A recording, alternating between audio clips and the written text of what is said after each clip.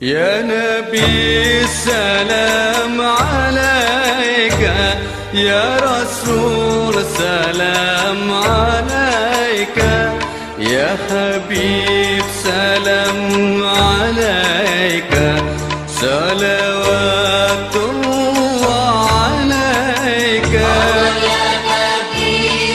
Bapak Ibu yang dirahmati Allah, saya bermula dari kesehatan ala Rasulullah, karena ini jargon saya, cara sehat Rasulullah. Bagaimana kita sebagai umat muslim untuk menjaga diri agar tetap sehat, terhindar dari segala penyakit dengan izin Allah, maka kita ikuti sunnah-sunnah Rasulullah Sallallahu Alaihi Wasallam. Sunnahnya Rasul pertama dalam dua agenda besar adalah menjaga kesehatan di saat sehatnya. Jadi dengan apa? Dengan kegiatan-kegiatan yang bernilai ibadah dan ibadah-ibadah yang bernilai kesehatan. Itu dijaga dengan ritme yang teratur oleh Rasulullah SAW. Bapak Ibu yang dirahmati Allah, warga Muhammadiyah di daerah Medan Marelan yang saya cintai, bahwa Muhammadiyah dari semenjak berdirinya tahun 1912 didirikan oleh Muhammad Darwis yang kita kenal dengan Kiai Haji Dahlan Ahmad Dahlan, ini berkembang maju terus sampai saat ini, membuktikan bahwa perserikatan Muhammadiyah, perserikatan yang mampu melintasi zaman dengan menghadapi semua perubahan-perubahan zaman dari mulai awal masa berdirinya sampai saat ini, dan menunjukkan bahwa Muhammadiyah diterima oleh masyarakat Indonesia dan bermanfaat banyak bagi perkembangan, kemajuan, mengisi kemerdekaan Indonesia. Bapak Ibu, maka dari itu sudah sepantasnya Muhammadiyah memang memiliki aset besar di bumi tercinta Indonesia. Dan jangan pernah merasa kecil hati bahwa kita warga Muhammadiyah, dimanapun kita berada, kita bisa hidup berkembang menegakkan dakwah amar ma'ruf nahi mungkar, dan itu menjadi bagian dari gerakan dakwah kita. Bapak Ibu yang dirahmati Allah, maka dari ini saya beri semangat, majulah terus warga Muhammadiyah di Medan Marelan, karena saya tahu di sini punya banyak tokoh-tokoh masyarakat dan juga warga-warga Muhammadiyah yang militan, yang bisa siap membantu satu sama lain untuk membangun dakwah Islam amal ma'ruf nahi mungkar di Medan Marelan. Bapak Ibu yang dirahmati Allah, kita beranjak dari materi ini, yaitu cara sehat Rasulullah. Bapak Ibu, tentu untuk mengawalinya kita kenal dulu apa itu musibah. Bahwa musibah adalah bagian yang tak terpisahkan sunatullahnya kita pada manusia ini selama hidup di dunia ini. Jadi kalau terima musibah hari ini, jangan putus asa, karena musibah hari ini besok datang lagi. Kapan siapnya dong? Nanti kalau sudah mati di bawah tanah baru istirahat. Ya, jadi musibah berupa sakit, kesengsaraan, kesedihan itu akan kita hadapi. Ini semua cobaan, ujian bagi kita agar kita termasuk apakah orang-orang yang bertakwa ataukah bukan yang orang-orang yang bertakwa itu. Bapak Ibu yang dirahmati Allah, musibah itu apa? Iya dong, berupa sakit dong, iya. Dan juga apa? Hal-hal yang tidak kita sukai. Bapak Ibu yang dirahmati Allah, penyakit ini umumnya dianggap sebagai gangguan proses fisiologi Pak. Jadi prosesnya susah. Sakit, ngomong macam. Gimana ya? Kalau orang sakit sesak napas, sebenarnya gangguan proses bernapasnya. Fungsi normal paru dulu mengantarkan napas, mengambil napas dari luar, masuk ke dalam, dituker. Gangguan bernapas, itulah kita bilang sakit. Apa Pak? loro, nopo loro, sesak awake, sesak nafas, susah bernapas. Dulu muda itulah yang kita katakan sehat. Saat sakit, gangguan proses fisiologi. Sudah selesai. Agar kita berhikmat memohon kesembuhan dari Allah. Jantung pernah debar-debar ibu? Pernah ya. Terus nggak bisa tidur. Dulu bisa tidur, bisa normal. Sekarang terganggu tidurnya. Itulah yang namanya sakit. Bapak Ibu yang dirahmati Allah, namun dalam Islam kita tidak merasa putus asa. La tahzan, innallaha ma'ana. Jadi innallaha ma'as sabirin. Jadi orang-orang yang sabar itu sesungguhnya adalah orang-orang yang dimuliakan oleh Allah. Kalau kita sakit dalam Islam tidak ada yang namanya putus asa. Penyakit merupakan ujian dari Allah bagi orang-orang yang beriman. Ya, dan juga sehingga bisa menjadi penghapus dosa-dosa hamba itu. Penyakit juga bisa berupa balasan dari keburukan kita. Bu, Pak, kita dulu kalau pernah melakukan kejahatan, keburukan, kezaliman pada orang yang sengaja atau tidak, tapi kita belum taubatin, belum minta maaf, belum disesali, maka kalau Allah memang sayang sama kita, tuh dijatuhi hukuman di bumi. Berupa apa? Kadang kejatuhan ekonomi, kesakitan yang parah, yang tak kunjung sembuh, dan sebagainya. Sampai kita menyadari itu penyakit.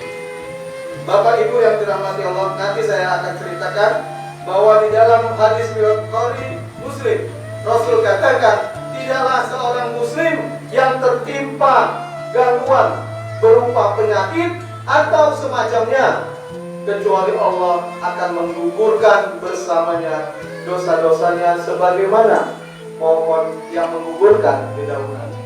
Bapak Ibu yang dirahmati Allah, di dalam hadis lain Rasul juga mengatakan, tidaklah seorang Muslim mendapatkan ujian berupa kelelahan, sakit, kekhawatiran, dan kesedihan, gangguan sampai duri sekalipun mengenai dirinya, kecuali Allah akan menghapus dosa-dosanya. Muttafaq alaihi.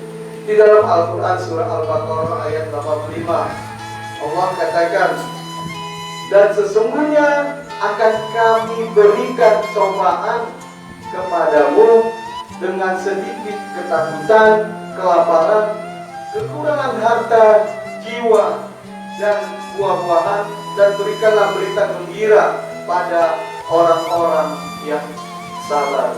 Bapak Ibu yang dirahmati Allah, bahwa Nabi dan Allah juga mengatakan, menguatkan kita bahwa suatu saat kita akan dicoba dengan kondisi-kondisi itu.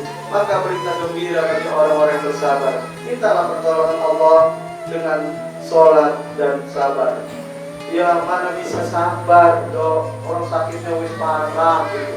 Ya tetap harus sabar. Sabar itu tidak ada batasnya. Justru manusia yang membatasi kesabaran dirinya. Bapak Ibu yang dirahmati Allah, mengenai penyakit dok, saya ingin menyampaikan bahwa penyakit itu ada yang namanya penyakit jasmani, al-marad al-ubi, ada yang namanya penyakit jiwa, al-marad al-nafsi, dan yang terakhir ada penyakit rohani, al-marad al-ruhi. Bapak Ibu yang dirahmati Allah, jadi penyakit ini adalah 3 kolaborasi yang ada di dalam diri kita. Suatu saat kita bisa saja mengalami sakit. Sakit apa? Sakit fisik, perdarahan.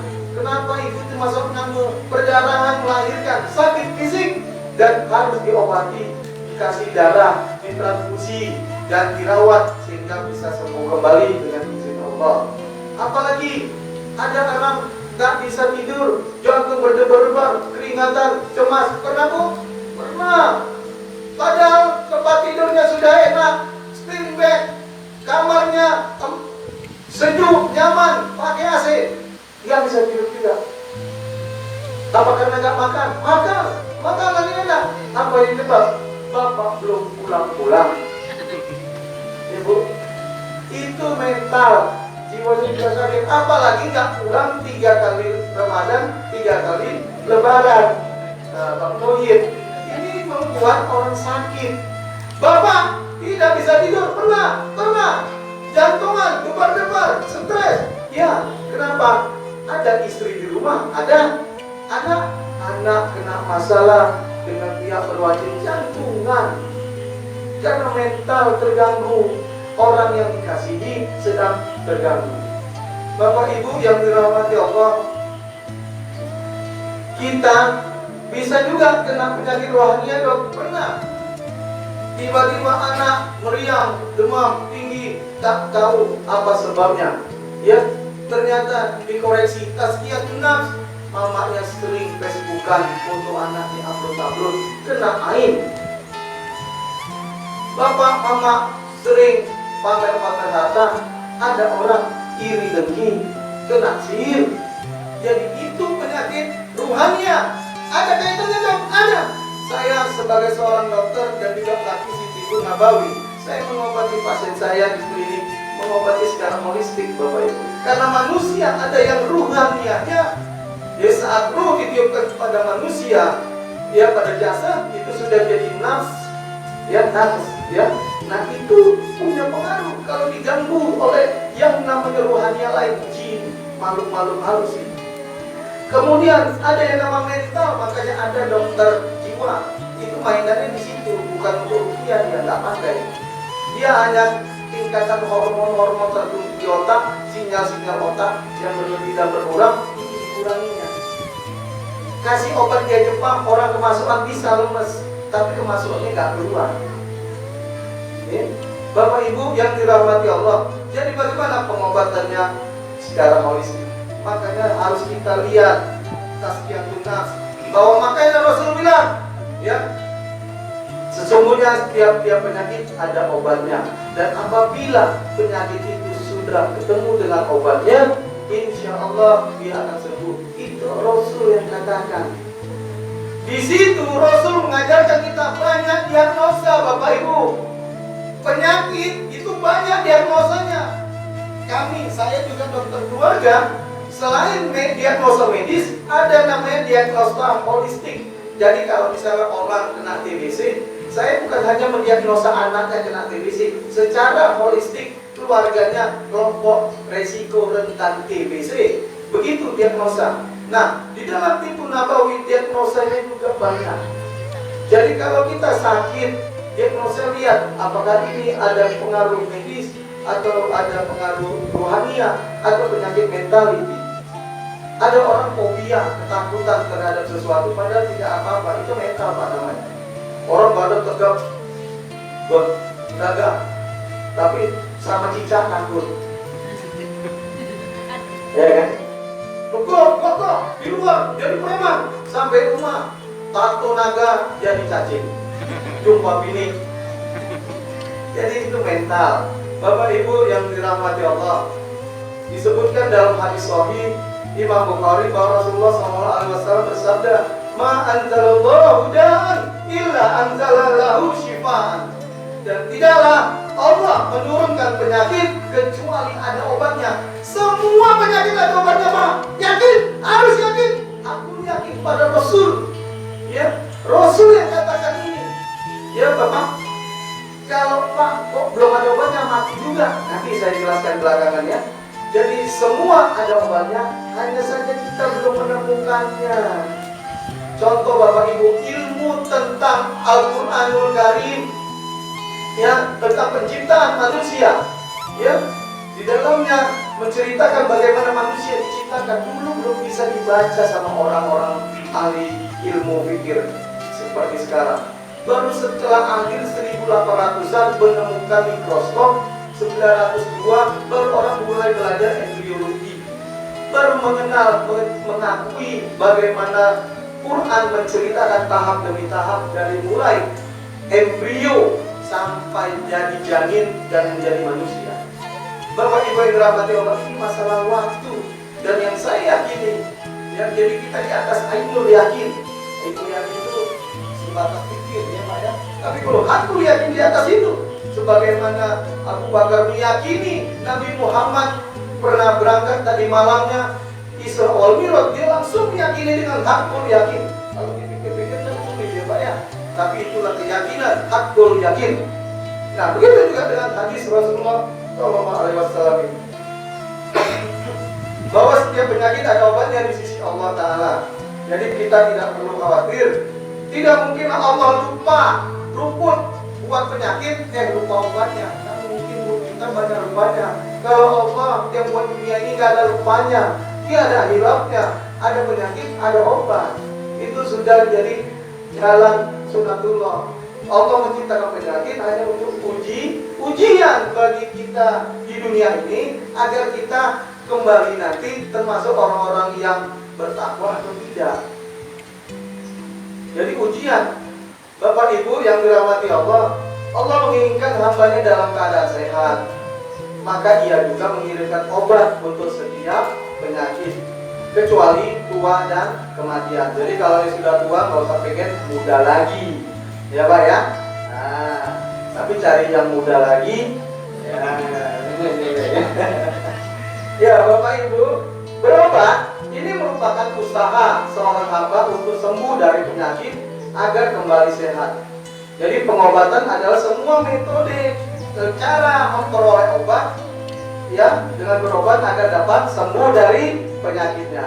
Ya, berobat bisa sama siapa aja, bisa, tidak hanya sama dokter. Ya, mau berbekam, mau berukiah, boleh. Berobatlah. Di dalam hadis Rasul, bahwa Rasul katakan sesungguhnya Allah menciptakan penyakit beserta obatnya. Maka berobatlah kalian, dan jangan berobat dengan sesuatu yang haram. Bapak Ibu yang dirahmati Allah, pengobatan medis walaupun itu dianjurkan, tapi tidaklah dianggap sebagai satu-satunya penyebab kesembuhan. Ya, sembuhnya seseorang itu semua karena Allah, dan jalan sembuh tidak satu-satunya dari medis. Bapak Ibu yang dirahmati Allah, efek penyembuhan dari obat tentu ada jika diagnosa sudah benar dengan obatnya, insya Allah. Itu yang tadi saya katakan di dalam hadis riwayat Muslim. Kalau obat penyakit sudah didiagnosa benar, Bapak Ibu, diterapi dengan obat yang benar dan ahli yang benar, insya Allah ketemu jodohnya, sembuh dengan izin Allah. Jadi kalau belum sembuh, bisa banyak pola pikirnya, mungkin diagnosanya tidak tepat, atau obatnya yang salah, atau pengobatnya yang nggak tepat, sehingga belum jodoh dan belum ketemu obat. Kalau belum ketemu jodoh obat dan penyakitnya tadi, minta sama Allah biar disembuhkan, sehingga Allah memberi kita petunjuk kepada siapa kita berobat. Jadi jangan sampai kita mengatakan, anakku kalau belum berobat sama dokter itu belum sembuh, dingin tangannya, nanti tergelincir akibat kita, Bapak Ibu. Tapi kalau Bapak Ibu senang sama dokter atau ahli tertentu, cukup bilangkan, aku berharap bisa mendapatkan wasilah jalan kesembuhan dari dokter kepercayaanku. Itu boleh, jadi diperbaiki akidah kita. Ini kalau akidahnya sudah salah, mau sembuhnya dari makhluk, macam mana orang Allah mau redo ngasih kesembuhan, minta sembuhnya salah. Berobat dok, sakit apa? Pusing, mencret, diare dan sebagainya. Ya, berobat, kasih obat. Ya, makan ini bisa sembuh dan tidak bisa. Ya, dokternya pun keliru, pasiennya pun sama. Yes, sakarmu. Udah bilang sembuh nggak sembuh ya itu urusan nanti. Bapak Ibu yang dirahmati Allah, jadi pengobatan itu harus ada tauhidnya. Tauhidnya apa? Kunci kesembuhan. Wa iza maritu fahuwa yasfin. Al-Quran Asy-Syu'ara ayat 80. Dan apabila aku sakit, maka dialah Allah yang menyembuhkanku. Bapak Ibu, ingatlah Allah yang menyembuhkan. Mintalah padanya, maka Allah akan memberi jalan untuk sembuh. Ditunjuki nanti Bu, nanti kesini belum jumpa, oh mungkin ke sana, bisa melalui nasihat teman, keluarga. Oh ke dokter sana aja, coba dokternya mungkin lebih paham tentang penyakit Bapak ini. ke sana, ketemu dokternya diberi petunjuk, ketemu sakitnya ini, maka insya Allah dikasih terapi yang sesuai dengan izin Allah. Bapak Ibu yang dirahmati Allah, Tibbun Nabawi atau pengobatan ala Rasulullah ini didefinisikan sebagai perawatan pengobatan yang bersumber dari sunnah Rasulullah Shallallahu Alaihi Wasallam. Menurut Ibnu Qayyim al-Jauzi, pengobatan Nabi ada 3. Pengobatan dengan mengobati dengan herbal atau obat-obatan. Pada masa dulu pada Nabi masanya herbal, Pak ya. Ada yang herbal nabawiyah yang ditunjukkan langsung dari Nabi. Ada juga herbal Qur'aniyah yang di dalam Al-Quran seperti madu, zaitun, ya, pin dan sebagainya. Ada juga herbal watoniyah yang beredar, herbal yang jadi tumbuh-tumbuhan di bumi Nusantara kita ini, bisa jahe, rimpang, yang lain-lain, lembuas, merica dan sebagainya. Itu semua bisa menjadi herbal yang dituntunkan di dalam Islam. Pengobatan ilahiyah ya dengan ruhaniyah tadi dan kombinasi dengan kedua pengobatan di atas. Bapak Ibu yang dirahmati Allah, hadis riwayat Bukhari mengatakan, Rasul katakan, sesungguhnya dalam jasad terdapat segumpal daging. Apabila dia baik, maka jasadnya pun akan baik, dan sebaliknya apabila dia buruk, maka jasadnya pun akan buruk. Dan disinilah konsepnya bagaimana kita mengupayakan kesehatan.